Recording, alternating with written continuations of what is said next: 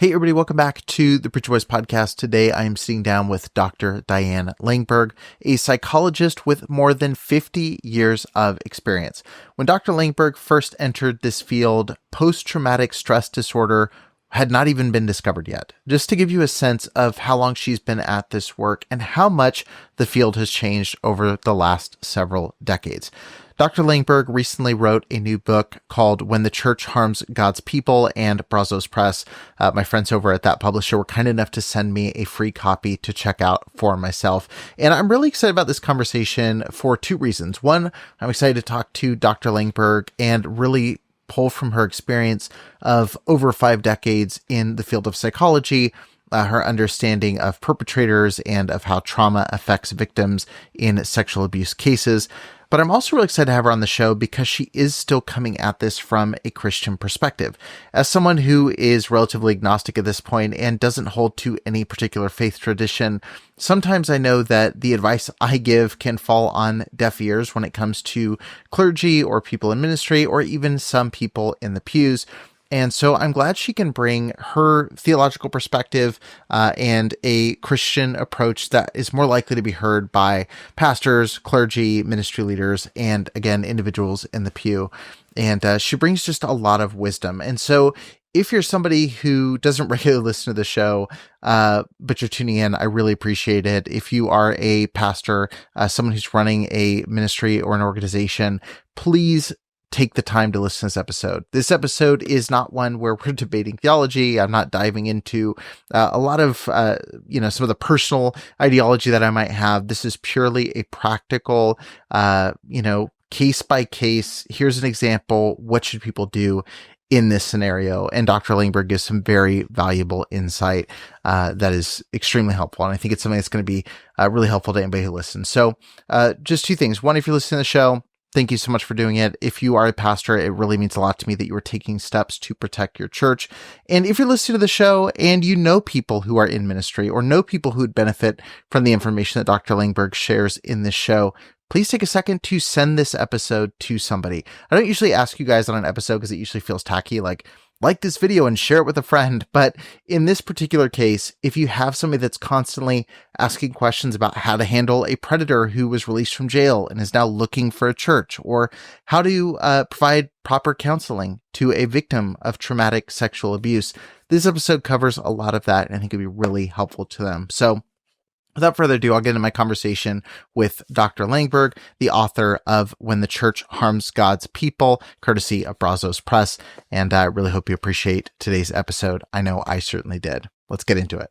Dr. Langberg, thank you so much for joining me here on the podcast. And I'm really excited to talk to you, not just as someone who has been in the field of psychology for so long, but also as someone who is coming at this from a perspective of faith. And I have a whole host of guests I've had on the show who are from the faith, but have left it, are in the faith and looking to restore it to what they felt it was and what it means to them.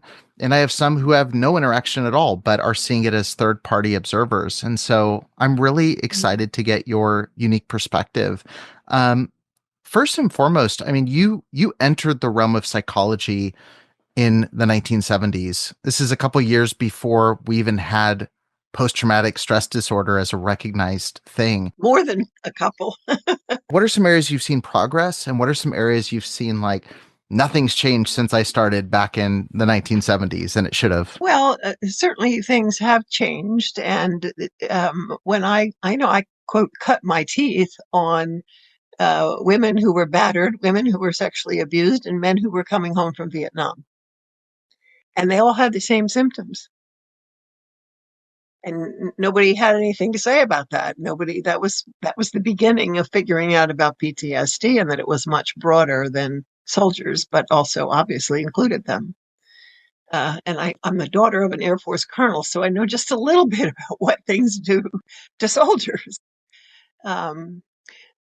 So the fact that we have a name for it and we know it's a serious thing and we are working to find ways to be helpful in all of that, it also has become a buzzword. It's a thing you say to show that you know what you're doing. And I can tell you, as somebody who's done it for over 50 years, you don't ever really feel like you know what you're doing, because whatever trauma you're sitting across is different from every other, because the person is different. And so part of my concern in watching is that it's going to be this thing where if you do these three things, you'll help somebody. And it will be anything that has to do with trauma and the uniqueness of it in a life. And the fact that, for example, with soldiers who went to Vietnam, some of them were sexually abused as boys and went to Vietnam. And others of them were in safe houses where they were loved and went to Vietnam. That's two different things. Right. So we have to be much more nuanced in our care for people. We prefer to have labels for groups, Right. and say we know what to do. Approaching this as someone who's writing books and speaking in presentations, you have to take all of this information. There's hundreds of hours of things I'm sure you could talk about relating to these subjects, but you're condensing it down to a couple chapters or to a talk. How do you share, how do you think about sharing information in a way that is helpful to a broad group of people while not denying the individualistic experience of, the context they were raised in and their entry point to this situation? How do you go about doing that and being thoughtful and considerate about the individual experience? My gratitude goes to the individuals who have taught me. That's how I learned. That's how I learned before there were labels. All of a sudden, one day I realized I've had 6 different female clients talk like that. They use different words, they had different responses, but there's some thread there. So they have been my teachers. And I didn't learn it out of a book because there wasn't a book. And in many ways, the book is very helpful. And I don't any book that teaches you about something that you are working with. But at the same time, the bigger book is the person. And it's very easy for us, people do it with scripture all the time, to be excellent about the book, but they don't really know the book here or here. It's a thing they learned. So it sounds like you're saying, your main teacher is your clients. It's the people that you're working with. And I have had the grand privilege of people from all over the world. So I know that not all people are alike in these things. I mean, you grow up in a hideous situation in a country where probably 99% of the people are traumatized. And then, people want to know how to handle that or whatever, versus a person who comes and sits in your office and they're safe there and they're going to be safe going home unless some stupid driver takes care of them.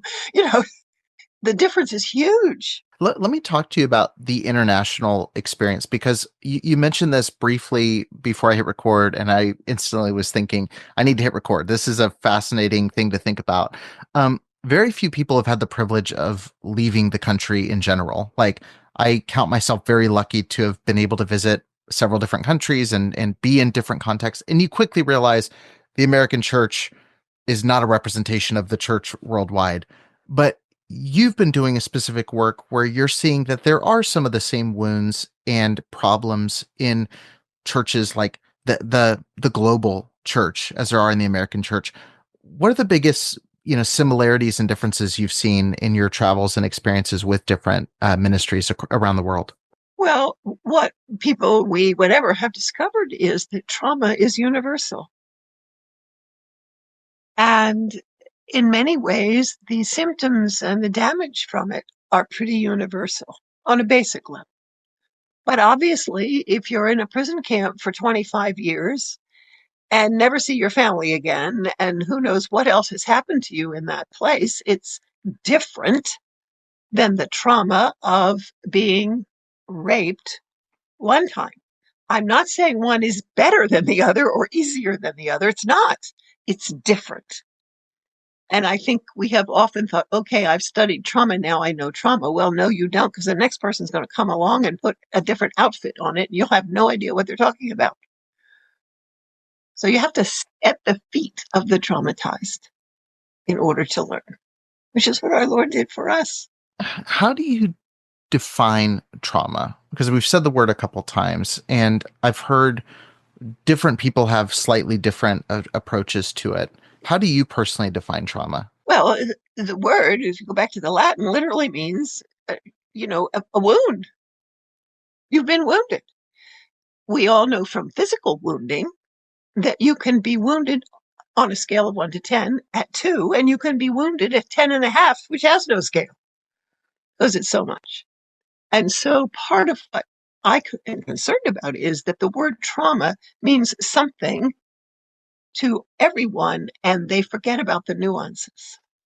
That a 1 and a 10 are not the same. And it doesn't mean the 1 is not so bad. It's all hideous. But the nuances are missing. Right. And the context of it, there's things that are traumatic to some that are not to others. Yes. And we process things differently based on the tools that we have. And there's so many layers to that. And I love that you said it's not greater or lesser. It's different. And I've talked to so many survivors, and I'm sure you can attest to this, is sometimes I notice most times people diminish their own trauma because they feel like, well, this did just happen to me once. It happened to them 10 times. Mine's not as serious, and they don't address it. Or, I guess it was traumatic, but I don't want to talk about that. There's bigger issues in the world, like a lot of times people aren't willing to look at it as just being a different thing. It's always a measuring game. The trauma Olympics is what I've heard some people call it, which is not a fun game to play. Well, it's also a way of keeping distance from your own trauma. Mm-hmm. If mine's not as bad as yours, we'll focus on yours. Thank you very much. Yeah, Which definitely. is understandable. Right. It's a coping mechanism in a lot of Yes. ways. Yeah. Yes. I've interviewed hundreds of survivors and experts, and my focus is primarily faith communities because that's the context that I was raised in, and I saw things happen that we preached against from the pulpit, but we did the same as the world that we were preaching against. We would Mm-hmm. talk about the Catholic Church down the street, but do the same thing in our Baptist church. I'm curious, like the biggest frustration I've had in the 5 years that I've been talking about these topics has been that the value system seems so misguided, that we measure the success of a church and the health of a church by the numbers and the bank account. And you echo all this in your book. These kind of goalposts that church planners try to hit or pastors try to hit, but we don't look at the health of the individuals in the congregation and the way that they're dealt with. We don't look at the health and safety of the individuals. We look at just the corporate business of the church. I'm frustrated that as much as you say that, the value structure doesn't seem to change. And you've got more than 5 years in this field talking to pastors and people in the world of faith. And I'm sure you felt that struggle as well. Why do you think there's such a resistance to re-examine those value hierarchies and start focusing on the person rather than the corporate, group and the building? Well, part of it is that we don't want it to be true. And so if we can minimize it or have it be those people but not us, or whatever we do with those kinds of things, we work very hard for it not to be us. And, we were talking at the beginning in terms of churches and things. We so often measure the church by a particular leader or a particular denomination or whatever. But the church is simply human beings, many of them quite wounded, who are the body of Jesus Christ. He's the head. And so his body is wounded. And when we have wounded human bodies, we know that they need care, hospitalization, whatever. When we have church bodies, we want them to be quiet and fine, please, so we can continue with what we're doing. Yeah. Don't distract It's from nothing the like service. him. Yeah. Yes. Do you think then, because this is another thing that kind of falls in line with that, I struggle sometimes with, I think there's a cynical approach that's easy to fall into where it's like everybody is a villain and everybody's trying to perpetuate this system of abuse. There are a lot of villains that have infiltrated these groups, but I've noticed there's these kind of accidental abusers, if we can say it that way. These people that kind of help, like you said, cover things up because they don't want it to be true. They're putting their hand over the wound so it doesn't bleed out all over the carpet of their church, and so They send people off. They mishandle dealing with trauma victims. Do you think that there's more of like the well-intentioned that have a negative impact, or do you think it's people with sinister intentions that have a negative impact? Like, where do you think like the majority of that lies within the church as a whole, within these congregations around the world? Well, I think I would put it in a category you didn't name. I would love to learn a new category. Well, we don't really think of the church as being the body of the Lord that we worship. He's the Lord we worship. We listen to what he says. We think we're doing what he wants us to do, or at least trying to do what he wants to do. That's not what it is at all. It's a living body. And like every living body on this planet, it gets sick. And it needs care. And it needs truth. If you go to the doctor and you have cancer and they tell you have a bad stomach, that's not going to help you. And we are often labeling things in ways to make it easier to deal with, or to keep our system in its place, as if our system or our denomination were the body of Christ. There are not going to be any systems or denominations in heaven. So we've really lost our way in that. And not only that, but the bigger and the more known and famous and whatever else the leaders are of the body, the more we're like Christ, only not. It's a fascinating thing to hear you express that, because it's one of the things that I've grappled with since being a teenager. When I first came across stories of these cover-ups and saw these things happen firsthand. And, I have no idea faith-wise where I sit now. I don't know what that looks like. I share that in my notes that I sent along.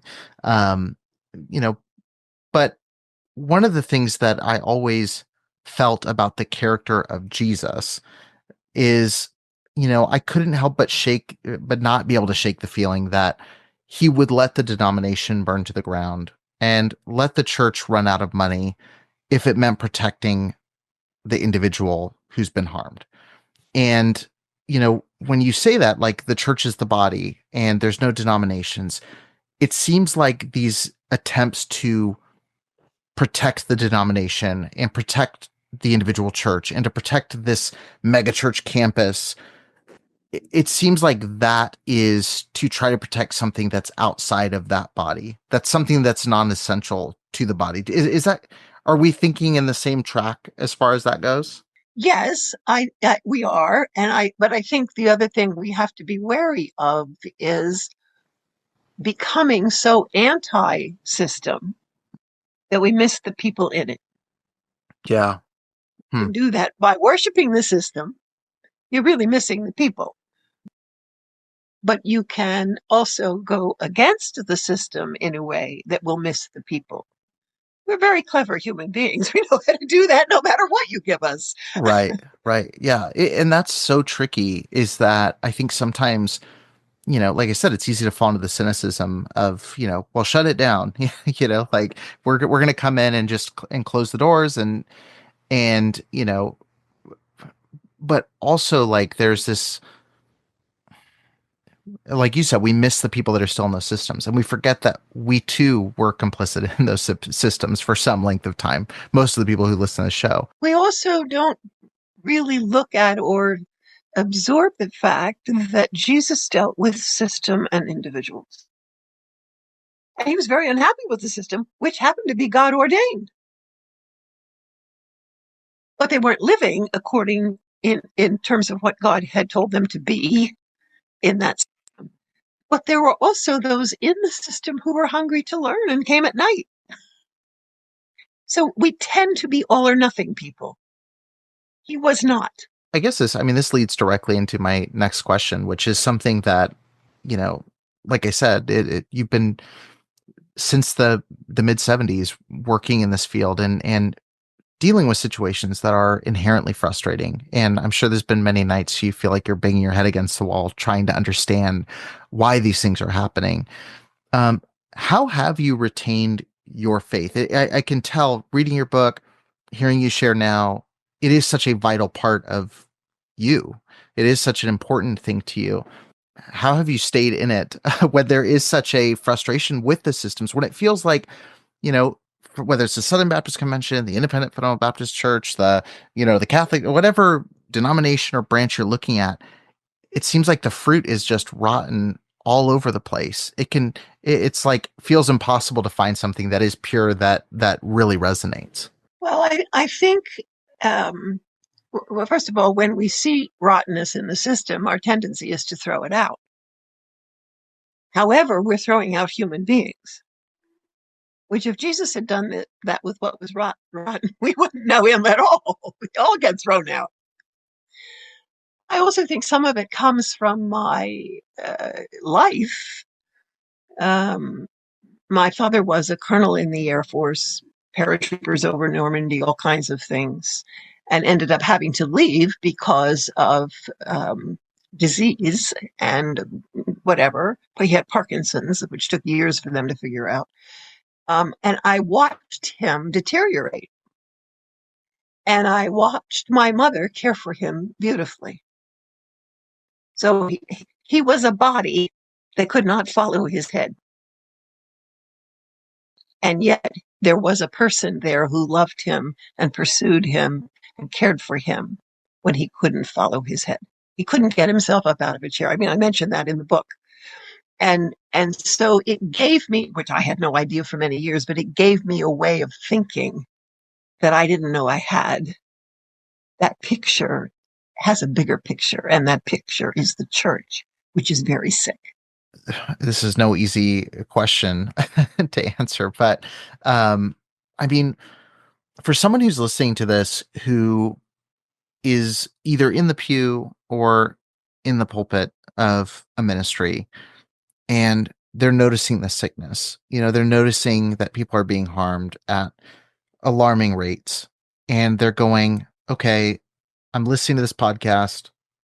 I'm a little saddened because it's just pointing out more of what I've been noticing. I want to take a step in the right direction in addressing these things. What is something practical that you would recommend people do to start addressing this? Obviously, it can't be fixed overnight. But what is something you'd encourage a pastor listening to this or a layperson listening to this who says, enough is enough? What do I do now, though? What's an action step I can take to start addressing these things?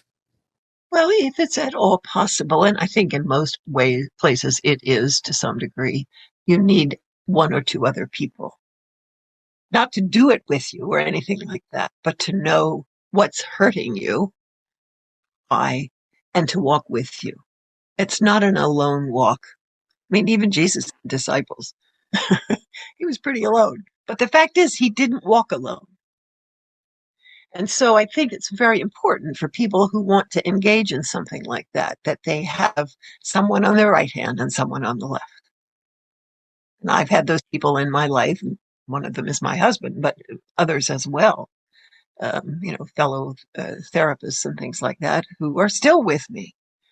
And we care for each other because we know what it's like.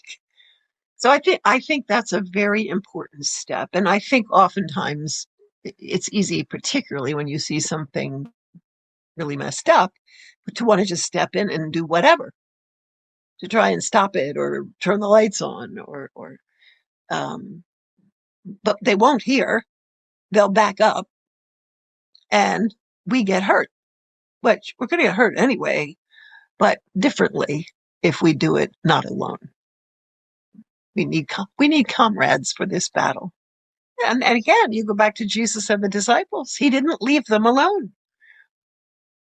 They had others who thought like they did and knew what they did and saw what they did. That's what we need, even if it's only one. It's a great measurement of the health. Like if we're looking at a local assembly, because to get super narrowed down, I think that's also a great litmus test for how healthy the system is if you have those one or two people in that system that you can find who will also join you in that. Because I think that's one of the things that's really difficult too, is like sometimes it's healthier to leave a certain group or a certain Absolutely. church. But I think a great first step in finding out if that's the step you need to take is whether or not you can look around and say, who would join me in believing that this is an injustice that needs to be addressed? And I think finding those one or two people, like if you have that, you might be able to evoke some sort of meaningful change. Obviously, there's a lot of other factors beyond that, but that's such a great first step is just like, Yes. who are my two or Yes. three that have my back and that Yes. can help me, yeah, along the way. And are probably saddened or angry or whatever, hurting about what you see because they see some of it too. Maybe not all that you see, Sure. but you And help them put words to it. right, right. Or they may see something you don't see. Yes, they can add to your burden. Right, right. Um, Yes. so once you have those two people, is there a next step in terms of, I think this is where it becomes a little bit different depending on whether you're a person in the pew or a person in a position of power in the ministry. Um, for the person who's in the pew, I like what are the best ways for them to recognize whether or not they have an opportunity to make change in the church? Because the next roadblock for the person in the pew is obviously the leadership, like going to them. What advice would you give to someone who's maybe sitting down to meet with their pastor about what they see happening? Like, how should they test that conversation to know whether or not it's a worthy endeavor to stay on the inside and try to pursue change versus stepping away, and maybe trying to help others in the church from a distance?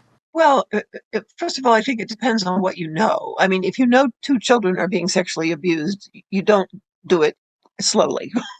Right. Um, I mean, they're breaking the law, and either the pastor's going to call the law or you are. That's the two choices.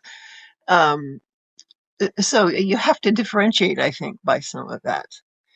But I think without that kind of crisis, um, one of the things I have had the privilege of almost all of my life is someone who was a real prayer warrior. So if I was going to do something like go confront a bunch of elders in a church about whatever, this person would be on their knees while I was there. And I've had different women who have done that for me. Three of them are already in heaven. So, you know, but the gift of that is very important, I think, as much as it can be attained. And then I think if I were going to sit down with a pastor and say, I would start with, I'm concerned about some things I'm seeing and I want to tell you. Again, you have to differentiate between a woman who's being beaten to death and a child who's being sexually molested and a broader audience than that. That's not quite as threatened, but you know that people are being cruel or ignoring pain or whatever they're doing. Yeah, or even the flaws in the system that you think are leaving a door open. I think that's Yes, that's the piece, and I'm glad you mentioned that. But like, there's I think sometimes like there's such clear lines drawn when it's like actively there's abuse happening. It's like I'm gonna call the police or you are. But I think some of the harder conversations are we don't have a child protection policy, and that's yes, why this really bothers me. yes. And the response Sometimes is often we don't need one because we know how to do that well. And right. nobody's complained. Right, right. And so like that's the stuff where I'm always curious, like at what point do you throw your hands up in that battle and say like they're not gonna listen, or there's enough of a door here where I can start implementing some things. Like that's a piece that I've wrestled with a lot. And people that have called and asked for advice or in situations where I've talked to pastors where it just feels like, how do you not recognize there's a need for this thing or that this thing is leaving your door wide open to a problem? It can be really difficult to know when to back out of that conversation or when to throw yourself into it. Well, I think I would start by probably saying something about the fact that they aren't responding. Hmm. You smile and say it was good to see me, but nothing is happening. Right. And I would like to know why that is. Um, I happen to be one of your sheep, and I'm wounded about the wounds of others. And you're saying everything's fine. So help me figure that out. That confuses some people. They're not used to being talked to like that. But I think if somebody is, unless there's something like being beaten and your life's at stake, or could be, and child abuse and things like that, or whatever. Those are two things that are illegal, for goodness sakes. So if you don't get any response to things like that, number one, I would leave. I mean, Jesus left the temple. I mean, it's not like we're the first persons to do it. And two, if what they're protecting is against the law, I would let the law know. You know, these two children I know are being sexually abused by this Sunday school teacher at this church. And I've told them, and they're not turning it in. And I'm telling you now, you climb the ladder. Yeah, and I think it's important for people to have that permission, verbally said to them. Where I know for myself, in the context I was raised in, it was hard to see the ladder going beyond the pastor. And I think sometimes people forget you can have the autonomy to make that call yourself. Like that's such a, I wish I knew that at 16 years old or 17 years old, that you can go over their head, and make that phone call yourself. And Absolutely. it's a good piece for people to hear. Jesus said, let the little ones come to me and do not get in their way. Yeah. So if you stay silent, you are in their way, just like the predator. Right. Not to that depth, but nonetheless, you are in their way of finding safety and freedom and love and truth. Yeah. You're complicit in the system at that point. Yes. Yeah. Yes. Well, one of the sections I wanted to spend some time on is I've noticed a lot of times, whether it's people like myself who are, feel well read on these topics, or whether it's a pastor over a church, we tend to think that we carry this kind of arrogance that we've got this figured out. We know how to handle this. And I see this attitude, like I said, it can be easy when I talk to people who create content around this, that we feel like we know all the puzzles and how these things work. Or whether it's a pastor who feels like, this wouldn't happen in my church because X, Y, and Z. And so I wanted to just give a couple talking points I've seen church leaders or laymen make that kind of exhibit this. And I want to get your response to some of these kind of common quotes. Now, these aren't exact quotes from anybody, but I've heard variations of these over the last few years. And I wanted to get your approach as an expert here. One of the quotes is, I would be able to identify a predator, so I'll keep an eye out. What would be your response to someone saying? I would probably laugh at anybody who said that. I'm serious. That's so ridiculous. The point of being a predator is being able to fool people. It's not just about abusing the child or woman or whoever it is. You have to be good at being a lie. So I'm saying that I always can tell a lie. That's ridiculous. The only one I know who could ever do that is Jesus Christ. I have often told a story about a couple that came to see me close to 100 years ago. And they were having much difficulty in their marriage. And he wanted to be a pastor, and his father was an evangelical bigwig kind of person. And he wanted his son to follow him. And they met with me. And after a couple times, they had met with me, and the woman had never opened her mouth. So I said, I want to see you separately. He didn't like that, but I won. So I saw her separately. And I said to her, I would like you to tell me without fear. I'm not going to go, do anything or tell anybody what it's like to be married to this man. And she was quiet for a good long time, 5 minutes, 6 minutes, whatever, which is a long time sitting in an office like that. And then she stood up and she pulled up her dress, and her legs from her knee to her thighs, was absolutely black and blue, front and back. And I, at some point, asked her, how did that happen? Well, it was her husband. How did he do it? He beat her with a shovel. Now, she went to church with him every Sunday, and he was going to grow up and be the next pastor and all those things. And everybody thought it was wonderful that he was going to follow his father. And she was terrified. She thought she'd get killed if she told, because it's not about her. It's about him being the pastor. So when we don't listen or we don't invite and we don't welcome hearing the truth, we are literally damning people, as far as I'm concerned, to a life that is nothing like what Jesus Christ wants. Right. And we are sanctioning it in the church, and then we're going to sanction it in leadership in the church. Right. And she's going to come every Sunday, black and blue from a shovel that nobody sees. She was my teacher. I mean, everyone I've seen has been my teacher, but that's just, it's such a visceral and clear thing to hear.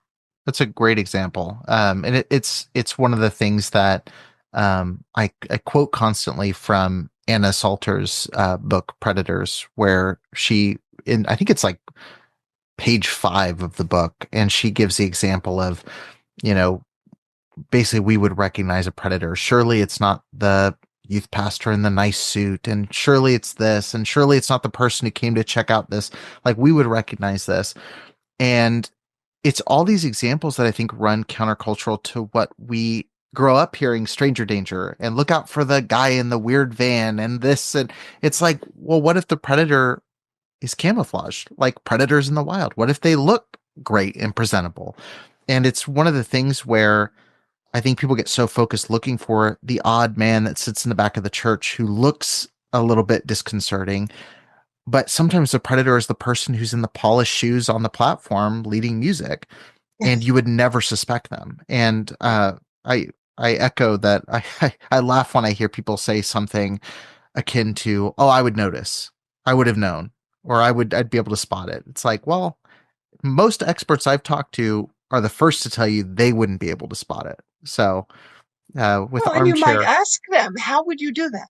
yeah, And how would you be, and let them answer. And then how would you be so sure that what you have seen, quote, is actually what is real?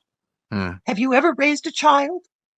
right, Do they come in with chocolate on their face and say, no, mommy, I didn't take any candy? Do you believe them? yeah. Or do you look at the chocolate? I love that your response to a lot of these questions is a question. There's so many good responses, and I think that's it's a great thing for me to even think about having these conversations in terms of, when someone says something, just asking them to expound on what they mean, because it Well, it gets rid makes of them all think. those blanket terms or those blanket pocket answers that you hear all the time. That's a great way to approach it. Um, Another quote I've heard is people who understand it's a problem, and they say something like, "We have strict background checks. This will prevent any abusive people from getting into proximity of potential victims." What would you say to somebody who says something like that? I think laughter is the initial response to all these, but Well, I think, first of all, we have a perfect God who gave us the 10 Commandments. How many of us have followed all of them perfectly? probably none. Right. So why do we think that if we come up with something we think is perfect, that it's going to have that effect? There's no basis for that if you have any understanding of humanity and sin. And the arrogance that you can always tell something. And sometimes it's helpful, I said things to pastors or whatever, and I said, okay, so suppose you're in a school, in elementary school or whatever, and there's a kid next to you and you see him cheating on every test. But nobody else sees it. The teacher doesn't see it, whatever. What are you going to do? Well, go tell the teacher. What if the teacher says you're lying? Then what are you going to do? It's often helpful to, this is probably not the best way to say this, but to put people in a corner that they're so sure about when things, and get them to see that what they assume is actually either very wobbly or downright wrong. Right. Do you know, I'm just curious, and I know this is probably something that might not be top of mind, but when it comes to background checks, obviously I think we'd all agree that is a great step to have, and it should be an Yes, obvious thing to implement. but it is But a step. it is a step, and there's always a first time someone does something. But I'm curious, do you know, like, how frequently people who are found abusing people in the church passed a background check? Because I feel like I've come across a ton of stories just anecdotally where people passed a background check. They'd never done anything like this before. That was recorded or put And that into a being record. that's, That's the yes, key, the key that's the there. key right there.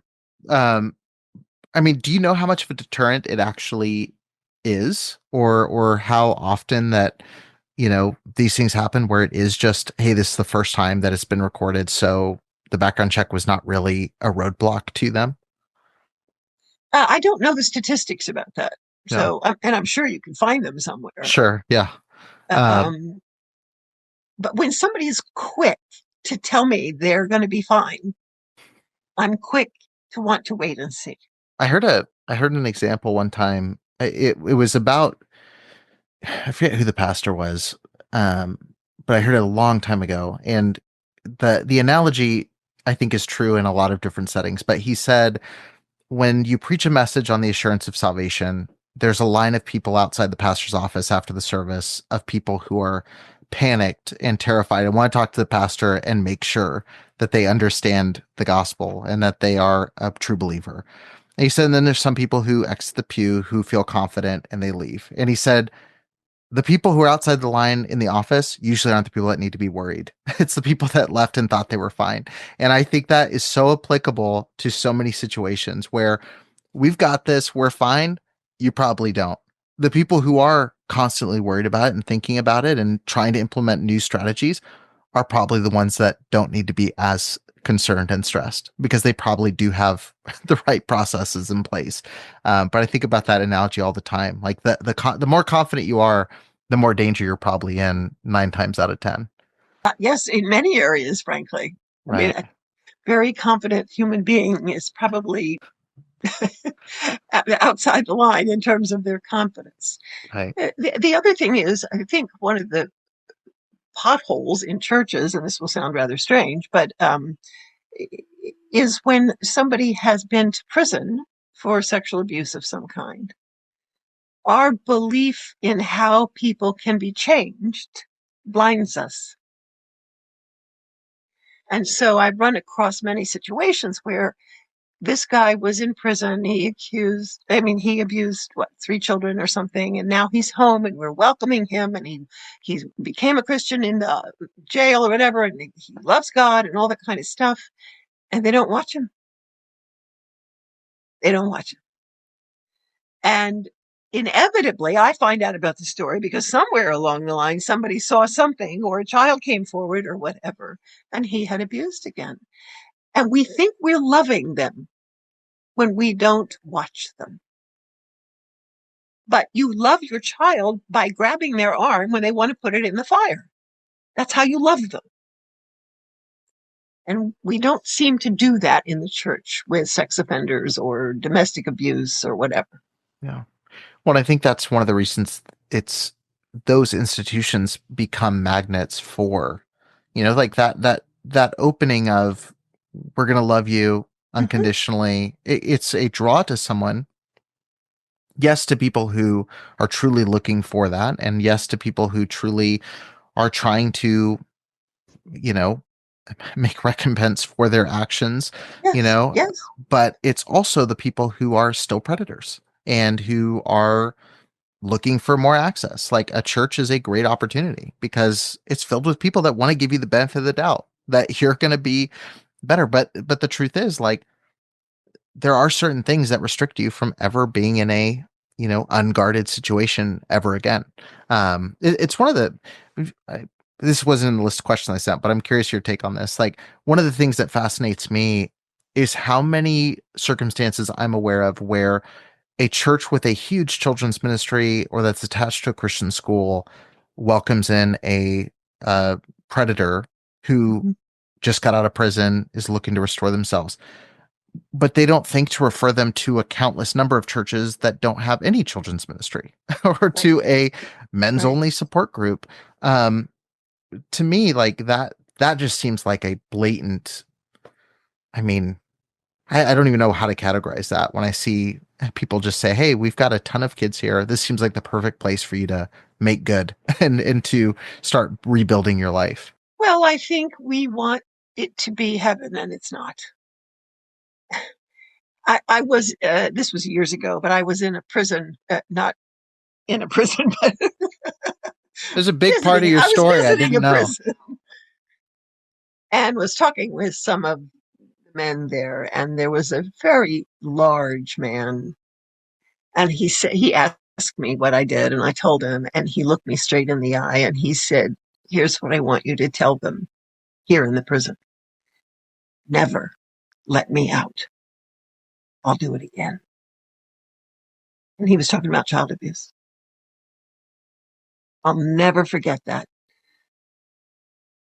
He knew himself, and he was in a position where he couldn't do much of anything, obviously, but he also knew that people want him to get out. Yeah. And he had the honesty and the bravery to say to me, I think I was, I don't know, in my 20s or something, that he knew it was still in him, and he didn't trust himself to control. Wow. That's a terrifying story and a thing to hear in your mid 20s starting out in this. Yes, it also has hope in it. Hope, because he was speaking the truth. And he would have been protecting himself from being evil. So I don't know how much of that he thought through or anything like that. It was a pretty basic conversation. My jaw dropped to my knees. I wasn't expecting it in the visit. But anyway, there's something there in him that most of us humans don't have in terms of being brutally honest with ourselves. Yeah, that visceral honesty. Yeah, it's um so another quote that I've heard variations of is, "We don't want a baseless allegation to destroy our ministry. We need to get to the bottom of this before bringing law enforcement into the mix." This is something that gets brought up all the time. What's your response to that train of That's a thought? pretty stupid thing to do. Okay, next. Let's go next question. Well, it's like saying, when somebody is physically sick in your family, you know what to do, and it turns out they're full of cancer, Yeah, but you didn't know how to recognize it. I right. mean, the arrogance of that is just stunning. And Jesus didn't die for systems, for goodness sakes. Another one I hear is someone has been abused at our church and we reported. Now we can provide the necessary counseling to the victim. No outside help is necessary. Um, And your I'm your training is from where? yeah. I'm curious. I'm curious your thoughts on this though, because exactly that. Like, there's a lot of churches that offer quote unquote counseling, and usually it's someone who their training was maybe 4 years of seminary in their 20s, and then they started pastoring and never pursued any training on counseling specifically. How much do you think formal education is important when it comes to these topics? How much is just their wisdom as a like where do you see that balance? Because like obviously not every pastor can go to get a counseling degree. Should they outsource it? Like, where do you encourage churches to think about that stuff and how they help survivors in their church, whether abused in the church or not? What we try to do in the office is working with the people who have been abused. And if they want to, whatever, they are connected with the church. Mhm. And with their permission, oftentimes the pastor will come in and say, "How can we help?" And it's different with every victim. It's not like there's a roadmap. Sure. And so then we can help the church learn how to walk with this person who comes to see our office for the therapy of what happened. Hmm. And part of that protects the victim, not only from mistakes and things like that, but also from feeling like everybody at church knows exactly what happened to them. Again, love that That's you not mentioned that. helpful at all. Yeah. Yeah.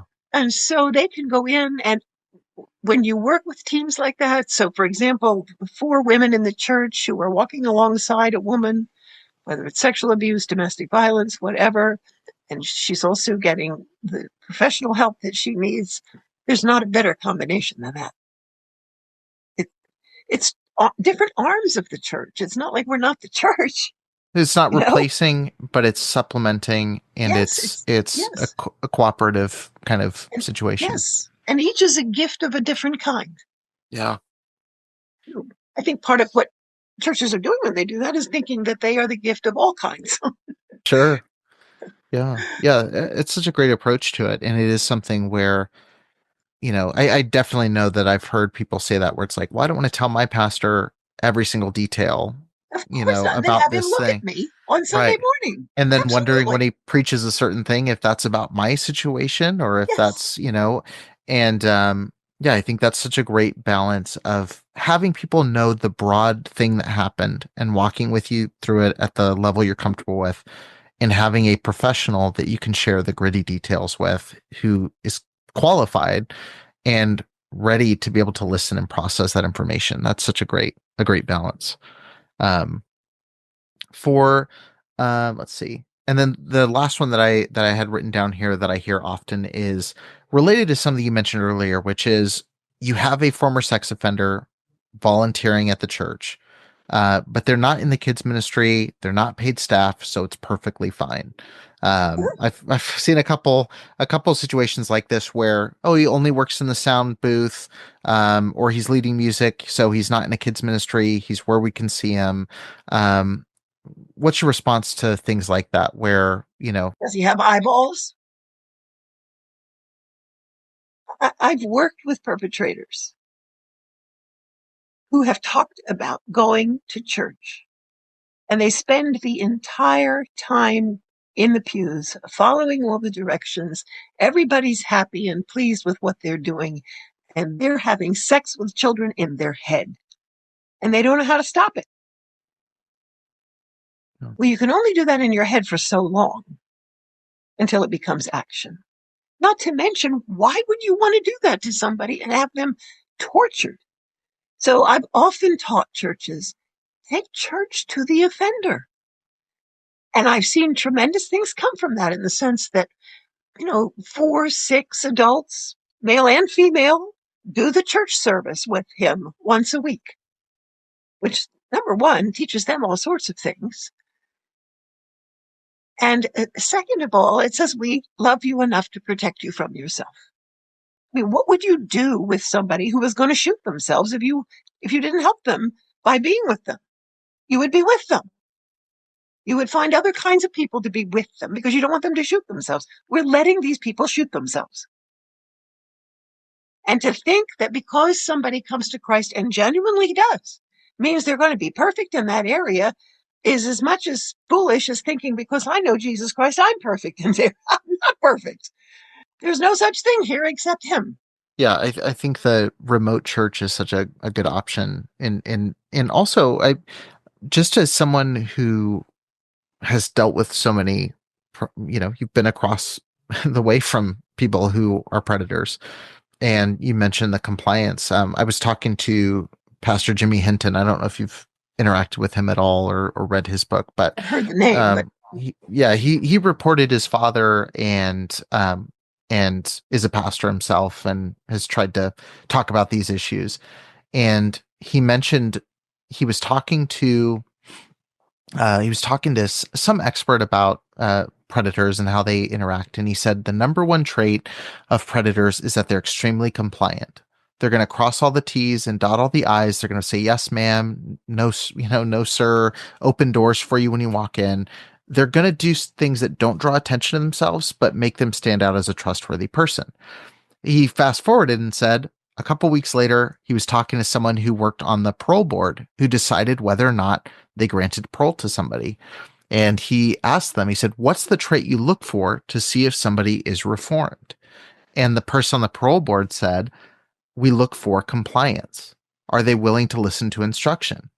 And so he said, so the thing that is going to allow them to commit the crime that put them in the prison are the same exact traits that convince people they're no longer a harm. And that conversation has stuck with me for so long when I hear stories of, well, now he just works in the sound booth, or now he's really helpful. He cleans up the church, but he's not working the kids ministry. He's not pushing to do things that seem sketchy. And in my mind, I just think, let's wait and see. Let's see what happens, because if you allow them to stay in that position, they likely will offend again. Like you're putting them in a very dangerous position for everyone around them.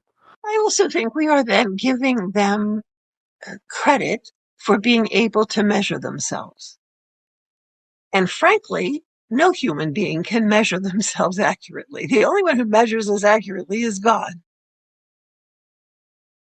But you're taking someone who has broken the law, damaged people, done terrible things, probably had terrible things done to him or her too. I mean, that often doesn't pop out of nowhere. And they know how to act on the outside. And that makes us have hope or feel better. And so we believe that the outside tells us about the inside, but we don't really know that. We want it to be true. And, our outsides don't always tell people about our inside. You can be with somebody you're furious with and act nice. They won't know. So I think that we have fooled ourselves about ourselves in our judgments. Not to mention fooled ourselves about them, just ourselves. Right. Yeah. Right. And I think it has been a very costly thing to many lives. And that helping people doesn't mean they're all better. Ask any MD that. On the physical level, it's true in these areas as well. Loving somebody doesn't make it all better. Trusting somebody doesn't make them trustworthy. Yeah. It's not it's the example I've given when I've had pastors that have called me is, it's if you had someone that just got out of prison for theft, you wouldn't make them the church treasurer. That one's a common sense thing. Yes. They get that one. Right. Yeah, they get that one. The one tied to the money makes perfect sense, But yeah, and then you put somebody else with a completely different crime, and that is extremely damaging, and there's blanket trust given in the name of love. It's a really dangerous thing. I think in some ways we're looking for ourselves.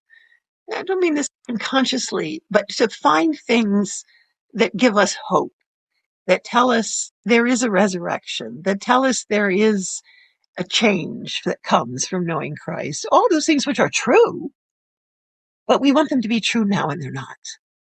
Yeah, it lessens the impact of the negative story when we can point and say, he used to do this, and now he's in this position, and now we can trust him. Yeah, right. And this is our faith. Well, I mean, I could talk for a long time about so many of these topics. I really appreciate you taking the time to do this. You're somebody who, when I started the show, your name was one of the first names I came across, and I don't know how it took till 2025 to have this conversation, but I'm so glad I did, and hoping it's not the last, because there is so much we could talk about. I obviously want to encourage everybody to go grab a copy of the book, When the Church Harms God's People. I want to ask you this last question. I know we're right at the end of our time, but I'm always fascinated with authors because you've got like the grand idea of a book. You've got the key chapters and the things people walk away with that, anybody flipping through will get this thing. Is there any smaller point or gem that you tucked away in the book that you think the average person flipping through might miss that you really hope they take away and take to heart reading the book? Well, it's not a question I've been asked or thought that much about, but I guess it would be that the book or anything else is not going to give you the full picture. And don't think because I read this book or learned these things or went to this school or whatever that I now know. We live in a world where we know some things and we miss a lot of things, and I would hate to see the book used as now we know, because then we don't look the way we should in terms of what's around us or in us. It's a great answer. Thank you so much. I really appreciate it. And like I said, I hope this isn't the last conversation that we have. I so appreciate your time. You obviously know how to find me. So yeah. I'll definitely try to make something happen again. And I really do appreciate it. Thank you so much for taking the time and for sharing with my audience. I appreciate it. You're welcome. Good Awesome. to talk to you.